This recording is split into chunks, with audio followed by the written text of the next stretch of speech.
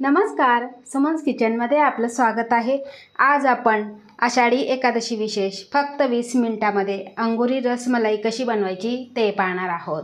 तर रेसिपीला सुरुवात करण्याआधी तुम्हाला एक निवेदन आहे, अजूनपर्यंत तुम्ही माझ्या चॅनलला सबस्क्राइब केलं नसेल तर सबस्क्राइब जरूर करा। तर चला रेसिपीला सुरुवात करूया। तर इथे मी 1 कप साबुदाणा भिजवलेला घेतलेला आहे। तर एकदम छान असा मऊ भिजलेला आहे, तुम्ही इथे बघू शकता। आणि त्यानंतर आपल्याला 1 चमचा दूध पावडर घ्यायची आहे, कोणत्याही कंपनीची तुम्ही घेतली तरी चालेल। त्यानंतर 1 चमचा इथे पिठी साखर घेतलेली आहे।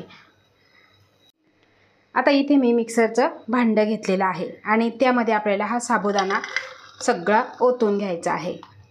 आणि त्यानंतर यामध्येच आपल्याला दूध पावडर आणि पिठी साखर घालून घ्यायची आहे आणि जमेल तेवढं आपल्याला हे बारीक करून घ्यायचं आहे। तर बघा, अशा पद्धतीने आपण बारीक असं हे करून घेतलेलं आहे। आता हे एका डिशमध्ये आपण काढून घेऊ। पटकन असं हे बारीक होतं कारण साबुदाणा आपण छान असा भिजवून घेतलेला आहे। आता हे फक्त आपल्याला थोडंसं मळून घ्यायचं आहे, एकजीव करून घ्यायचं आहे।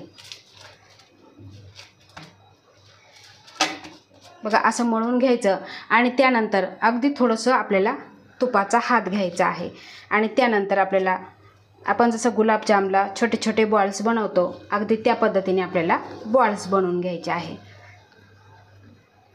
बघा, अशा पद्धतीने आपण सगळे बॉल्स असेच बनवून घेऊ। ही रसमलाई उपवासाला अतिशय छान लागते कारण आपण नेहमी साबुदाणा, रताळी, वेगवेगळे पदार्थ खातो, तिखट पदार्थ खातो, पण आज उपवासाला गोड पदार्थ आपण आज बनवणार आहे। अतिशय मधुर अशी ही रसमलाई तयार होते। तर असेच आपण सगळे बॉल्स बनवून घेऊ। तर बघा, अशा पद्धतीने आपण सगळे बॉल्स बनवून घेतलेले आहे। तर आपल्याला अंगुरी रसमलाई बनवायची आहे। त्यासाठी कढईमध्ये मी अर्धा लिटर म्हशीचं दूध घेतलेलं आहे। यामध्ये घालायचे आहे आपल्याला 2 चमचे इथे दुधाची पावडर घेतलेली आहे। आता ही सगळी आपल्याला मिक्स करून घ्यायची आहे। थंड दुधामध्येच मिक्स करायची, म्हणजे पटकन अशी मिक्स होते। गरम दुधामध्ये अजिबात करायची नाही, नाहीतर त्याच्या ज्या गठोळ्या होतात त्या गठोळ्या लवकर फुटत नाही, जास्त वेळ लागतो। त्यासाठी आपल्याला थंड दुधामध्येच ही मिक्स करून घ्यायची आहे। बघा, पटकन अशी ही मिक्स होते। आता दूध पावडर आपली सगळी मिक्स करून झालेली आहे आणि ज्या वेळेस आपण दूध पावडर मिक्स करतो त्यावेळेस गॅस लगेचच चालू करायचा नाही, आधी सगळी दूध पावडर ही मिक्स करून घ्यायची आणि नंतरच कढई गॅसवर ठेवायची आहे। आता कढई आपण गॅसवर ठेवलेली आहे आणि गॅसची फ्लेम आपल्याला एकदम मंद ठेवायची आहे। आणि यामध्ये आपल्याला घालायचं आहे, इथे तुम्ही काजू, बदाम आणि पिस्ता सुकामेवा आवडत असेल तर तुम्ही तो घालायचा आहे। इथे मी 2 चमचे घेतलेले आहे आणि त्यानंतरच यामध्ये घालायचं आहे 5 ते 6 केशरच्या काड्या आणि हे आपल्याला मिक्स करून घ्यायचं आहे आणि आपल्याला मोठी उकळी काढायची आहे। तर इथे मंद गॅसवर मोठी उकळी आलेली आहे, तुम्ही इथे बघू शकता। आता यामध्येच आपल्याला घालायचं आहे, इथे 2 वेलची मी अशी फोडून घेतलेली आहे, ती यामध्ये घालायची आहे। आता तुमच्याकडे जर दूध पावडर जर नसेल तर तुम्ही 2 चमचे यामध्ये खवासुद्धा घालू शकता किंवा तुम्ही थोडंसं दूध यामध्ये वाढवू शकता आणि ते आटून घ्यायचं आहे, म्हणजे छान असा दाटसरपणा येईल। आता हे बॉल्स आपल्याला यामध्ये घालायचे आहे।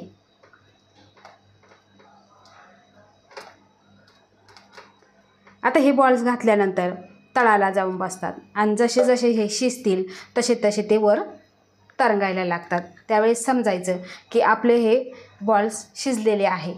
खूप जर तुम्ही जर शिजू दिलं नाही आणि लगेचच काढून घेतलं तर ते चिवट लागतात, चिकट लागतात। त्यासाठी आपल्याला मंद गॅसवर दूधसुद्धा आटेल आणि हे आपले बॉल्ससुद्धा छान असे शिजले जातील। आता मंद गॅसवर आपल्याला 5 ते 7 मिनिटे हे शिजवून घ्यायचं आहे।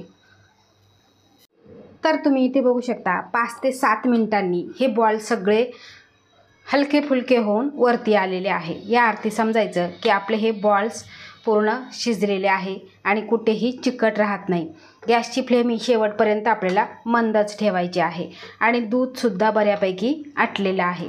आता यामध्येच घालायची आहे आपल्याला 2 चमचे साखर। आता साखर घातल्यानंतर आपल्याला हे मिक्स करून घ्यायचं आहे, हलक्या हाताने मिक्स करायचं आहे आणि पुन्हा आपल्याला 5 मिनटासाठी आटवून घ्यायचं आहे. कारण काय होतं, आपण साखर घातल्यानंतर साखरेचं पाणी होतं आणि हे दूध पुन्हा पातळ होतं. त्यासाठी आपल्याला 5 ते 7 मिनटासाठी पुन्हा मंद गॅसवरच आटवून घ्यायचं आहे. आपण ज्यावेळेस साखर घातली त्यावेळेस हे दूध पातळ झालेलं आणि त्यानंतर आपण 5 मिनटे हे आटवून घेतलेलं आहे. तुम्ही इथे दूध बघू शकता, छान असं दाटसरपणा आलेला आहे. आणि ज्यावेळेस आपण बॉल्स बनवले, एकदम छोटे छोटे बनवलेले आणि हे शिजल्यानंतर तुम्ही इथे बघू शकता डबल साईज झालेली आहे. हे गरम आहे म्हणून हात लावता येत नाही आणि एकदम सॉफ्ट झालेले आहे. अगदी नवशिक्यासुद्धा ह्या परफेक्ट प्रमाणामध्ये अशी रसमलाई बनवू शकाल. आता एकादशीचा उपवास आहे आणि आजच उपवास आहे, तर तुम्ही आजही आणि कोणत्याही उपवासासाठी असा गोड म्हणून तुम्ही हा पदार्थ बनवू शकता. करायला खूप सोपा आहे, अगदी 15 ते 20 मिनटामध्ये तयार होतो. तर अशा ह्या सोप्या पद्धतीने तुम्ही अंगुरी रसमलाई ह्या उपवासाला जरूर करून बघा आणि तुमचा अभिप्राय मला कमेंटद्वारे नक्की कळवा. आवडल्यास लाईक करा, शेअर करा, सबस्क्राईब करा आणि बाजूचं बेल आयकॉन बटन प्रेस करा. धन्यवाद.